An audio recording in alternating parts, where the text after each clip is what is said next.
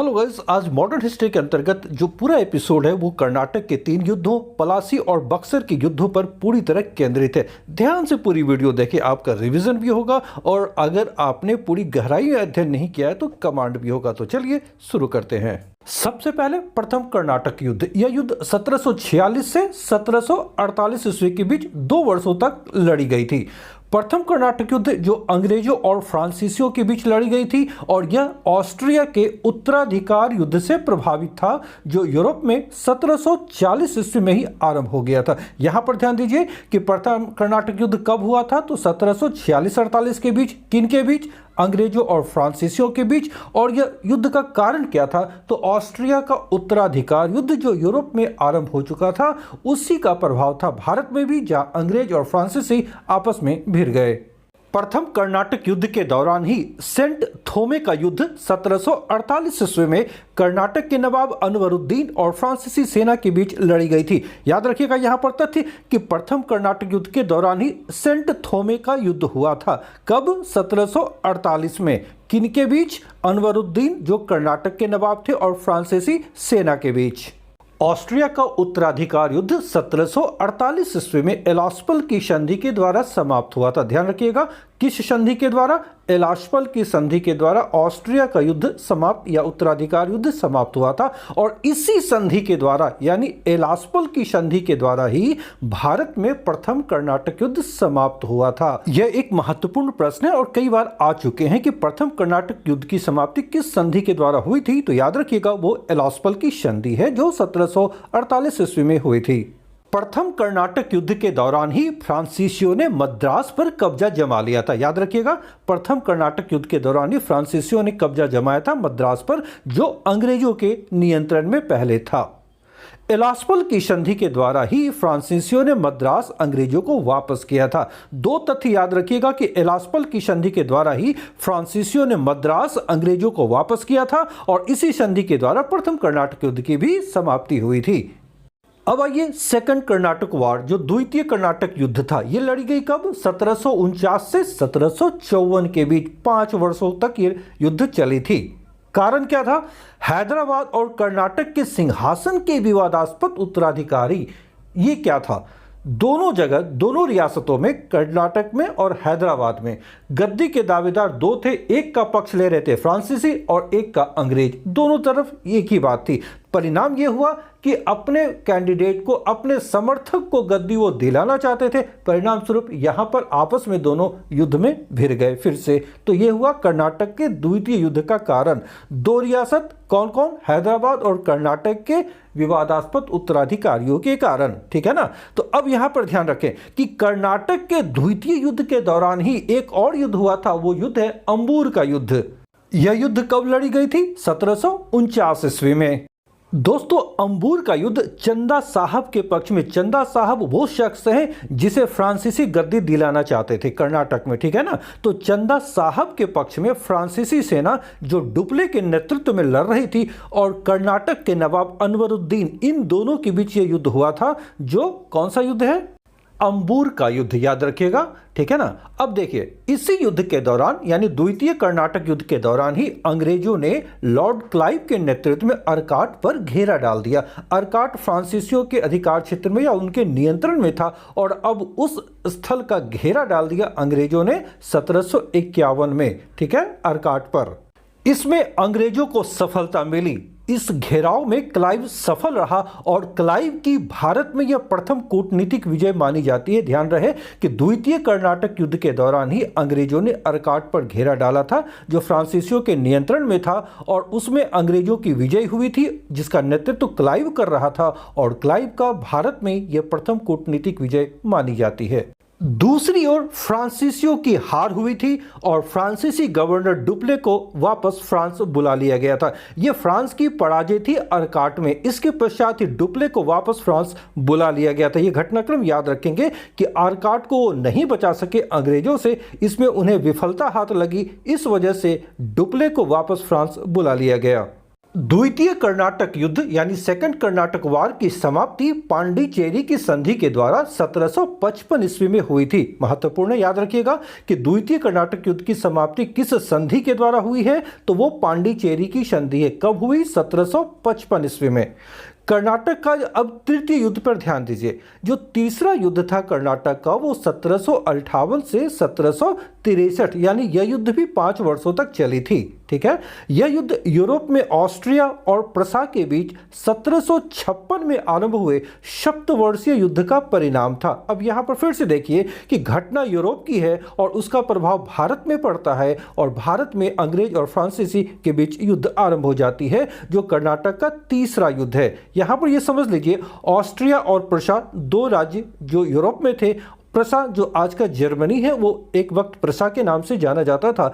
Austria और प्रसा के बीच जो विवाद बढ़े तो 1756 में एक युद्ध आरंभ हुआ जो 7 वर्षों तक चला, जिसे कहा गया सप्तवर्षीय युद्ध। ठीक है, तो यहाँ पर ऑस्ट्रिया का फेवर कर रहे थे फ्रांस और प्रसा का साथ दे रहे थे इंग्लैंड। तो परिणाम ये हुआ कि भारत में भी ये दोनों भिड़ गए। दोस्तों 1760 ईस्वी में तृतीय कर्नाटक युद्ध के दौरान ही वांडीवास का युद्ध भी हुआ था, जिसमें फ्रांसीसी पराजित हुए। तो याद रखिएगा कि वांडीवास का युद्ध किस कर्नाटक युद्ध के दौरान हुई थी, तो वो तृतीय थर्ड कर्नाटक वार के दौरान वांडीवास का युद्ध हुआ था। कब? 1760 ईस्वी में, 1760। ठीक है, वांडीवास के युद्ध में अंग्रेजी सेना का नेतृत्व सर आयर कूट ने किया था। चूंकि विजय अंग्रेजी सेना की हुई थी तो नेतृत्वकर्ता का नाम याद रखिए। किसने नेतृत्व किया था तृतीय कर्नाटक युद्ध के दौरान वांडीवास के युद्ध में? तो वो थे सर आयर कूट। पराजित फ्रांसीसी सेना हुई थी तो फ्रांसीसी सेना का नेतृत्व करने वाला था काउंट लाली। दोस्तों 1763, जी हां 1763 एडी में संपन्न पेरिस की संधि, जो फ्रांस की राजधानी है, पेरिस की संधि के द्वारा भारत में तृतीय कर्नाटक युद्ध थर्ड कर्नाटक वार की समाप्ति हुई थी। महत्वपूर्ण ध्यान रखिएगा कि पेरिस की संधि के द्वारा तीसरे कर्नाटक युद्ध की समाप्ति हुई थी और यह संधि कब हुई थी? 1763 ईस्वी में। इस संधि में और क्या हुआ था याद रखिएगा, महत्वपूर्ण है कि पांडिचेरी जिस पर अंग्रेजों ने अधिकार कर लिया था, पेरिस की संधि के द्वारा ही पुनः फ्रांसीसियों को वापस मिला था। देखिए तृतीय कर्नाटक युद्ध के दौरान ही अंग्रेजों ने पांडिचेरी पर कब्जा जमा लिया था। तो चूंकि पांडिचेरी फ्रांसीसियों का अधीन हुआ करता था, लेकिन इस संधि के द्वारा, जो पेरिस की संधि थी, इसके द्वारा पांडिचेरी को वापस करना पड़ा अंग्रेजों को। किसे? फ्रांसीसियों को। अब फिर से पांडिचेरी फ्रांसीसियों के अधीन हो गया। दोस्तों दक्षिण भारत के पश्चात 18वीं शताब्दी में अंग्रेजों ने बंगाल पर भी अपना आधिपत्य कायम कर लिया था।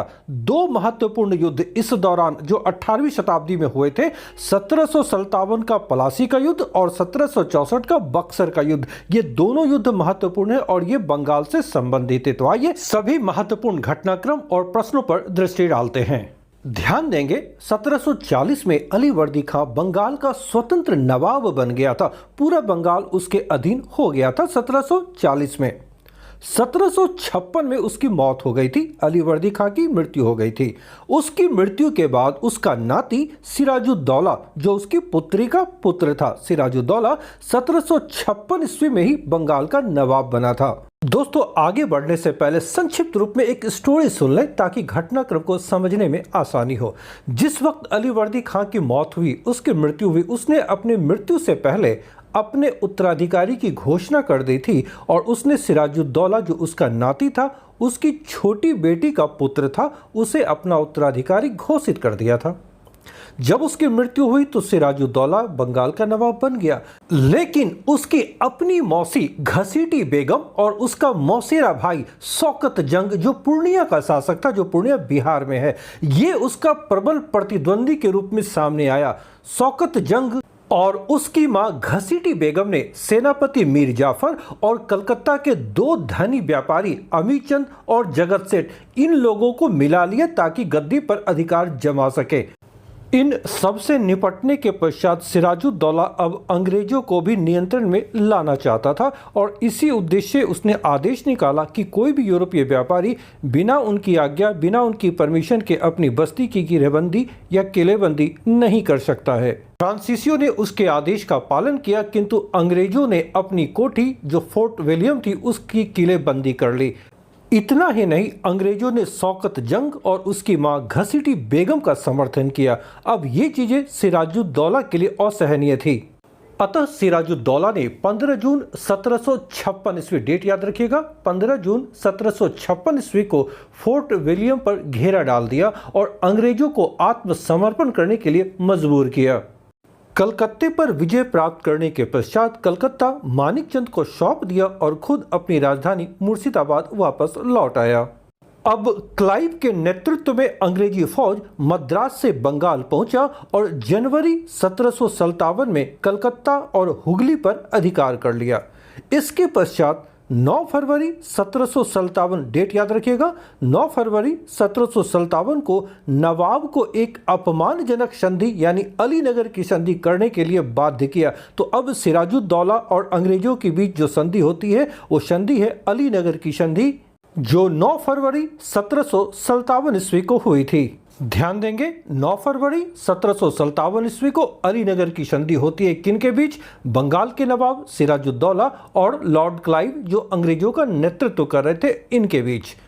अलीनगर की संधि जहां अंग्रेजों के लिए बेहद फायदेमंद थी, वहीं सिराजुद्दौला के लिए अपमानजनक थी, क्योंकि इस संधि के द्वारा कंपनी को अपने स्थलों को दुर्गीकृत करने अर्थात किलेबंदी करने और सिक्के ढालने की अनुमति मिल गई थी। यहाँ एक महत्वपूर्ण प्रश्न ध्यान में रखें कि किस संधि के तहत अंग्रेजों को सिक्के ढालने की अनुमति मिली थी बंगाल में? तो वो था अलीनगर की संधि। वो संधि कब हुई थी? तो 9 फरवरी 1757 ईस्वी को। दोस्तों, अलीनगर संधि के तुरंत बाद ही 13 मार्च 1757 को क्लाइव और वाटसन ने फ्रांसीसियों से चंद्रनगर को छीन लिया। जी हाँ, वो चंद्रनगर जिसे फ्रांसीसियों ने बसाया था उसे अंग्रेजों ने छीन लिया। नवाब ने इसे अलीनगर की संधि का उल्लंघन माना, तो दूसरी ओर अब क्लाइव नवाब के विरुद्ध षड्यंत्र आरंभ कर दिया। इसके अलावा और भी अनेक कारण थे जिसने युद्ध की पृष्ठभूमि तैयार कर दी थी। अब ध्यान दें, प्लासी का युद्ध। दोस्तों, यह बहुत ही प्रसिद्ध युद्ध है और कह सकते हैं कि यह एक निर्णायक युद्ध है भारत में अंग्रेजों के लिए।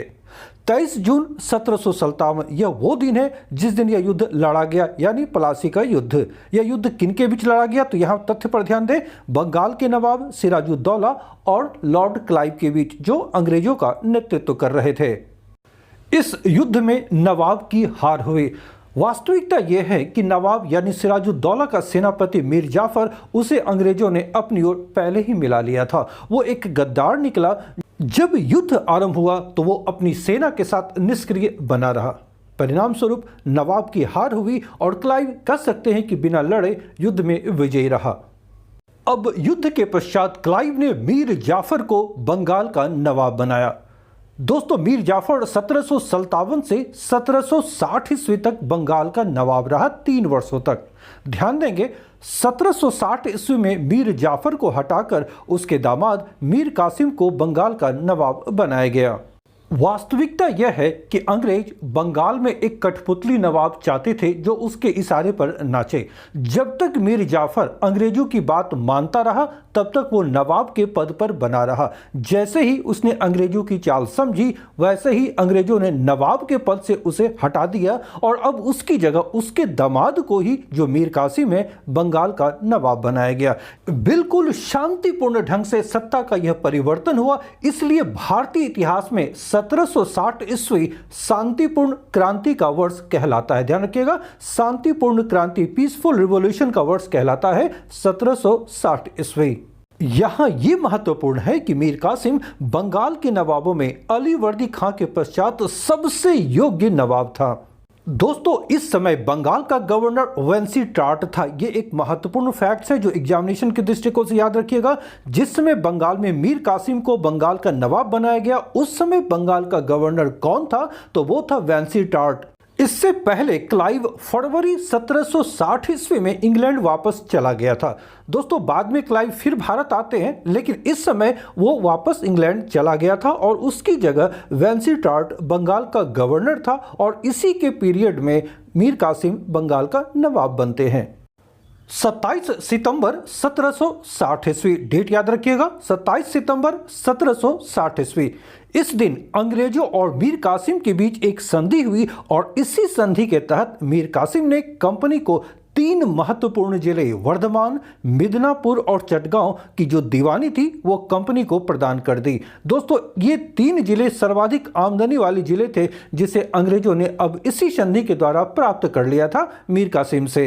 यहां यह ध्यान रखें कि यह मीर कासिम की मजबूरी थी, क्योंकि मीर कासिम को अंग्रेजों ने बंगाल का नवाब बनाया था। लेकिन यह भी ध्यान रहे कि मीर कासिम अलीवर्दी खां के बाद बंगाल का सबसे योग्य नवाब था, ऐसा मैंने पहले भी आपको बता दिया है। अब उसने क्या किया, अपनी राजधानी मुर्शिदाबाद से मुंगेर स्थानांतरित कर दी, इसलिए ताकि अंग्रेजों से दूरी अब बनाई जाए। दोस्तों, मीर कासिम ने मुंगेर जो बिहार में है वहां पर तोपों और तोरदार बंदूकों को बनाने की व्यवस्था की, यानी वहां पर इसके कारखाने स्थापित किए। सर्वाधिक महत्वपूर्ण कदम मीर कासिम ने जो उठाया था वो ये था कि अंग्रेजों द्वारा दस्तकों के दुरुपयोग को रोकने के लिए 1763, जी हां 1763 ईस्वी में समस्त आंतरिक व्यापार को कर मुक्त कर दिया था, यानी टैक्स से छूट दे दी गई थी। इससे अंग्रेज बौखला गए थे। कारण क्या था, इसे समझ लीजिए। दस्तक एक प्रकार का था बिना चुंगी दिए व्यापार का अधिकार पत्र, एक प्रकार का लाइसेंस था, और जिस किसी को ये मिलती थी उसे चुंगी यानी टैक्स नहीं देना होता था, वो मुफ्त में व्यापार कर सकते थे। अंग्रेज इस सुविधा का जो लाभ उठा रहे थे, साथ साथ इसका दुरुपयोग भी कर रहे थे। वो पैसे लेकर इसे अन्य व्यापारियों को बेच भी रहे थे। नवाब को जब इसकी जानकारी मिली तो वो इसे रोकने का प्रयास करने लगे, लेकिन इसमें उन्हें सफलता नहीं मिली और अंततः मीर कासिम ने ऐसा किया कि सभी प्रकार के आंतरिक करों को हटा लिया, ताकि सभी व्यापारी, उसमें अंग्रेज भी शामिल थे, एक समान हो गए। मीर कासिम का अगला महत्वपूर्ण कदम था कि उसने सेना के आधुनिकीकरण के लिए एक जर्मन अधिकारी जिसका नाम है वाल्टर रीनहार्ड, उसकी नियुक्ति की, जो समरू के नाम से प्रसिद्ध था। ध्यान दें कि मीर कासिम ने एक जर्मन अधिकारी की नियुक्ति की, वो मुंगेर में थे, जिनका नाम था वाल्टर रीनहार्ड। उनके नेतृत्व में ही सेना का आधुनिकीकरण आरंभ किया था, और वो किस नाम से जाने जाते थे, समरू के नाम से वो प्रसिद्ध अधिकारी था, जो जर्मनी का अधिकारी था, वाल्टर रीनहार्ड, नाम याद रखिएगा। अब बक्सर के युद्ध की जो पृष्ठभूमि है वो तैयार होनी आरंभ हो गई थी। तो अब जो अगला महत्वपूर्ण युद्ध है वो है बक्सर का युद्ध, जो अक्टूबर 1764 ईस्वी में लड़ा गया था। ये काफी महत्वपूर्ण, कई बार एग्जाम में आ चुके हैं कि बक्सर का युद्ध किन के बीच लड़ा गया था। तो यहां पर ध्यान दें, जुलाई 1763 ईस्वी में अंग्रेजों ने मीर जाफर को नवाब घोषित कर मीर कासिम के विरुद्ध युद्ध छेड़ने की घोषणा कर दी। जो घटनाक्रम चल रहे थे इससे अंग्रेज नाराज हुए और अब मीर कासिम को नवाब के पद से हटाकर पुनः मीर जाफर को नवाब घोषित कर दिया।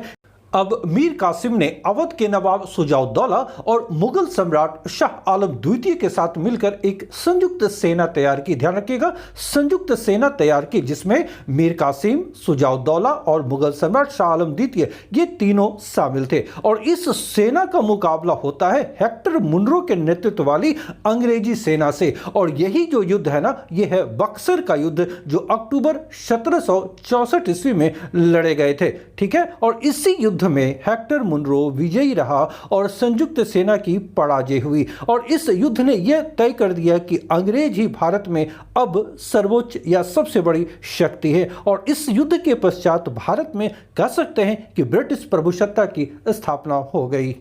दोस्तों, आप सभी लोग मॉडर्न हिस्ट्री के लिए पूरी तरह चिंता मुक्त रहें और ध्यान से पूरा एपिसोड देखते रहें। मैं दावे के साथ कहता हूं कि मॉडर्न हिस्ट्री पर पूरी तरह आप कमांड कर लेंगे। दोस्तों, मैं ये भी कहना चाहूंगा, अगर ये सेशन आपको पसंद आ रहे तो आप लाइक करने में कंजूसी ना करें, दोस्तों के बीच शेयर करें, चैनल को फैलाएं ताकि मैक्सिमम लोग इसका लाभ अर्जित कर सकें। अगर आप पहली बार चैनल पर आए हैं तो चैनल को सब्सक्राइब अवश्य कर लें, साथ ही साथ बेल आइकन को भी प्रेस करें ताकि हमारे सारे वीडियोस के नोटिफिकेशन आपको सबसे पहले मिल सके। मिलता हूं बहुत शीघ्र ही नेक्स्ट सेशन में। Till then bye.